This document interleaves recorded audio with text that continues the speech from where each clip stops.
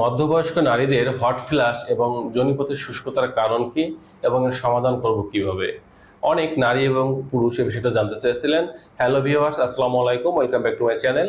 বন্ধুরা, আশা করি সকলে ভালো আছেন, সুস্থ আছেন। চলুন চলে যাই মূল আলোচনায়।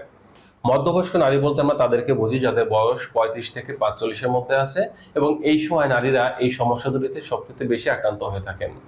আর এটা হওয়ার অন্যতম কারণ হচ্ছে এই বয়সে মেয়েদের দেখা যায় মেনোপজ বা পেরিমেনোপজ, অর্থাৎ মেনোপজের পূর্বে কিছু সিমটম যখন শুরু হয় বা মেনোপজের পরবর্তী অবস্থায় গিয়ে তাদের হট ফ্ল্যাশ এবং ভ্যাজাইনাল ড্রাইনেস এই সমস্যা তারা আক্রান্ত হয়ে থাকেন বা সমস্যাটা দেখা দিয়ে থাকে। মূলত হট ফ্ল্যাশ বলতে কি বুঝি? হট ফ্ল্যাশ বলতে বোঝায় একজন নারী যখন মেনোপজ বা পেরিমেনোপজ অবস্থায় চলে যান বা বয়স যখন 35 থেকে 45 বছরের মধ্যে চলে আসে, তখন দেখা যায় হঠাৎ করে তাদের শরীরে প্রচন্ড পরিমাণে তীব্র গরম অনুভব হওয়া, ঘেমে যাওয়া, অস্থিরতা, বুক ধড়ফড় করা, বমি বমি ভাব আসা, কখনো কখনো মাথা ব্যথা করা, এরকম কিছু সমস্যা অনুভব করে থাকেন। এবং এই যে তাপমাত্রাটা হঠাৎ করে ঝাঁকুনি দিয়ে তাপটা বৃদ্ধি পায়, এমন অনেকে রোগী বলে থাকেন।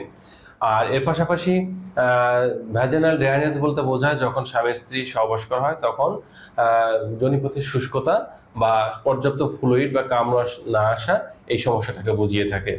আর এই সমস্যা দুটি হওয়ার অন্যতম কারণ থাকে শরীরে ইস্ট্রোজেনের হরমোনটা অতিরিক্ত মাত্রায় কমে যাওয়া। এছাড়াও আরো কিছু কিছু সমস্যার কারণে হট ফ্ল্যাশ এবং ভ্যাজাইনাল ড্রাইনেস সমস্যাটা হয়ে থাকে। হট ফ্ল্যাশ অন্যান্য যে কারণে হয়ে থাকে তার মধ্যে অন্যতম হচ্ছে অবশ্যই ইস্ট্রোজেন হরমোন কমে যাওয়া এবং এর পাশাপাশি অতিরিক্ত ওজন, এটা একটা কারণ। এবং এর পাশাপাশি দেখা যাচ্ছে যে আপনার মানসিক চাপ, উদ্বেগ, উৎকণ্ঠা যদি আপনি বেশি ভুগতে থাকেন, অথবা আপনি যদি খাবারে দেখা যাচ্ছে যে অতিরিক্ত পরিমাণে ঝাল খান বা ধূমপান করেন, অ্যালকোহল পান করেন, সেক্ষেত্রে এমনটা হতে পারে।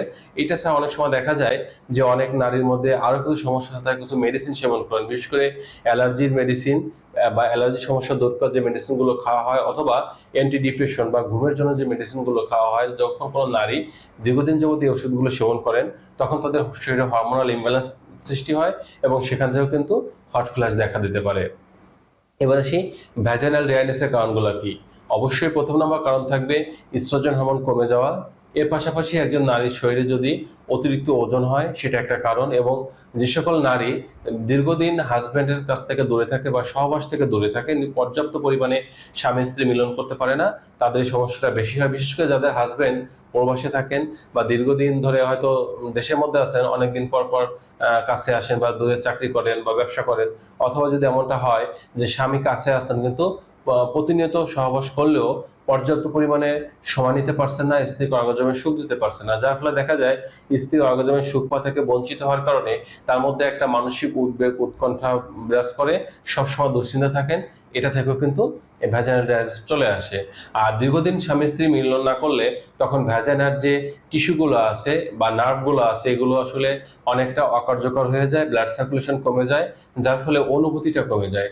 এবং এই যখনই শুষ্কতা দেখা যায় তখন একজন নারীর সিক্রেশন কম হওয়ার কারণে সহবাসটা তার কাছে মনে হয় একটা ব্যথাময়, যন্ত্রণাময়, কষ্টদায়ক ব্যাপার, যার ফলে অনেক নারী কিন্তু এটা থেকে নিজেকে গুটিয়ে নিতে চান, দূরে সরিয়ে নিতে চান।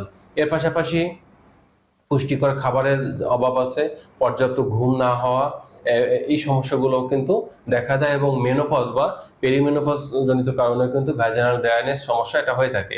এর পাশাপাশি মহিলাদের কিছু মেয়েলি রোগ থাকে, বিশেষ করে যদি কোনো নারী দীর্ঘদিন ধরে লিউকোরিয়া বা সাদা স্রাবের সমস্যা ভুগতে থাকেন। এর পাশাপাশি ইচিং বা চুলকানি এবং পিসিওএস এর সমস্যা, এই ধরনের রোগে আক্রান্ত হলেও কিন্তু একজন নারীর মধ্যে এই ধরনের সমস্যা দেখা দিয়ে থাকে। এবারে সেই এটা সমস্যার সমাধানের জন্য করণীয় কি?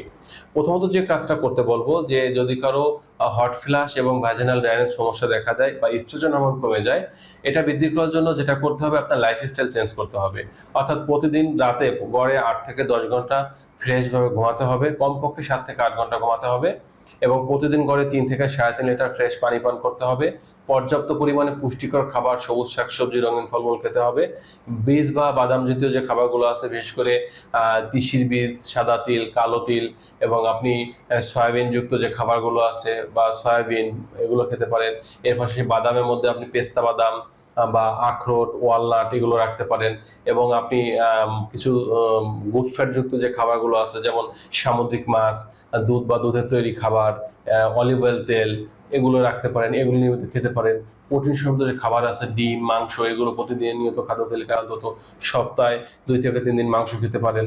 এই খাবারগুলো যখন খাবেন, যখন পর্যাপ্ত ঘুমাবেন, লাইফস্টাইল চেঞ্জ করবেন, একটু নিয়মিত এক্সারসাইজ করবেন বা নিজের লাইফ সম্পর্কে যখন সচেতন হবেন, তখন কিন্তু দেখা যাবে আপনার এই সমস্যা অনেকটাই কিন্তু প্রশমিত হয়ে যাবে।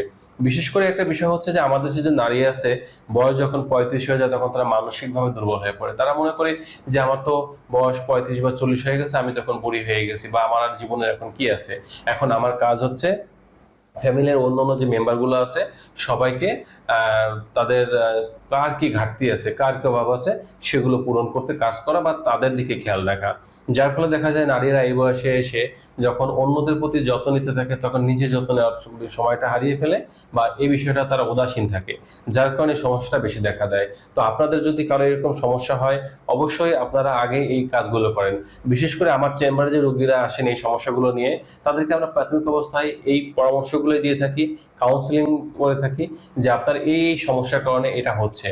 এরপরে যদি সমস্যার সমাধান না হয়, সেক্ষেত্রে এর জন্য বর্তমান সময়ে ভালো মেডিসিন আছে, যেটা আমরা ন্যাচারাল এবং হোমিওপ্যাথির মাধ্যমে অনেক কোয়ালিটি সম্পন্ন মেডিসিন আছে, যেগুলো 2 থেকে 3 মাস রোগীকে খেতে দিলে রোগী পর সুন্দর সুস্থ জীবনে ফিরে আসতে পারে। তার মেনোপজ বা পেরিমেনোপজ যে সমস্যায় থাকুক না কেন, যে অবস্থায় থাকুক না কেন, সুস্থতা লাভ করতে পারেন এবং স্বামীর সাথে নিয়মিত সহবাস করা, হট ফ্ল্যাশের সমস্যা থেকে মুক্তি পাওয়া, এগুলো কিন্তু খুব সহজ হয়ে যায়। এজন্য আপনাদের বলবো, প্রথমে আপনার লাইফস্টাইল চেঞ্জ করেন, এরপরে সমস্যার সমাধান না হলে তখনই আপনাদের চিকিৎসকের কাছে যাওয়া উচিত বা চিকিৎসা নেওয়া উচিত। তো বন্ধুরা, এই ছিল আজকের বিষয়। স্বাস্থ্য বিষয়ক তথ্য বা পরামর্শ পাওয়ার জন্য কমেন্ট করতে পারেন। সকলে ভালো থাকবেন। আজ এ পর্যন্ত।